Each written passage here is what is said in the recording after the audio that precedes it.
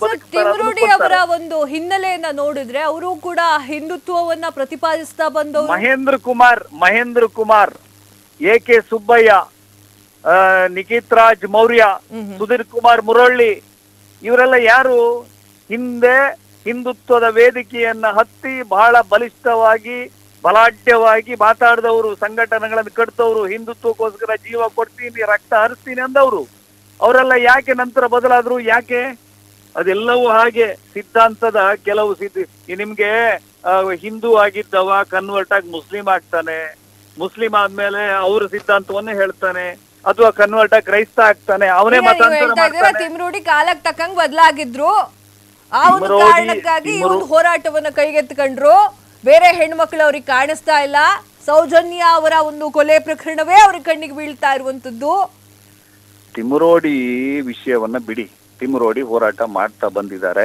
ಅವ್ರದ್ದೇನೋ ವೈಯಕ್ತಿಕ ದ್ವೇಷ, ಅದು ಲೋಕಲ್ ಪೊಲಿಟಿಕ್ಸ್, ಅಲ್ಲಿನ ಅದೊಂದು ಸಣ್ಣ ವ್ಯವಸ್ಥೆ, ಅದನ್ನ ಹೈಜಾಕ್ ಮಾಡ್ಕೊಂಡವ್ರು ಈ ಲೆಫ್ಟಿಸ್ಟ್ಗಳು. ಗಿರೀಶ್ ರಾವ್ ಮಟ್ಟಣ್ಣಂಗ್ ಅಲ್ಲಿ ಏನ್ ಕೆಲಸ? ಉತ್ತರ ಕರ್ನಾಟಕ ಭಾಗದ ನೂರಾರು ಸಹೋದರಿಯರ ಸಾವಿನ ಸಂಗತಿಗಳಲ್ಲಿ ಗಿರೀಶ್ ರಾವ್ ಮಟ್ಟಣ್ಣನವರು ಮಾಡಿದಂತ ಕೆಲಸ ಏನು? ಎಲ್ಲಿಯ ಯಾದಗಿರಿ, ಎಲ್ಲಿಯ ಬೆಳ್ತಂಗಡಿ ರೀ? ಇವ್ರು ಇಲ್ಲಿ ಏನಕ್ಕೆ ಬಂದು ಇವರು ಬೊಂಬಡ ಹೊಡಿತಾ ಇದ್ದಾರೆ? ನೋಡಿ, ಇದು ಬಹಳ ವ್ಯವಸ್ಥಿತವಾಗಿ ಧರ್ಮಸ್ಥಳದ ವಿರುದ್ಧ ನಡೀತಾ ಇರುವಂತ ಒಂದು ಸಂಚು. ಇದರ ಹಿಂದೆ ಬಹುಕೋಟಿ ವೆಚ್ಚದ ಟರ್ನ್ ಓವರ್ಗಳಿವೆ.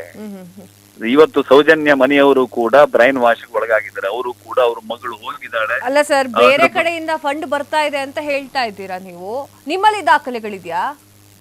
ದಾಖಲೆಗಳು SIT ಅವರು ತನಿಖೆ ಮಾಡಿದ್ದಾರೆ, NIA ತನಿಖೆ ಮಾಡಿದೆ.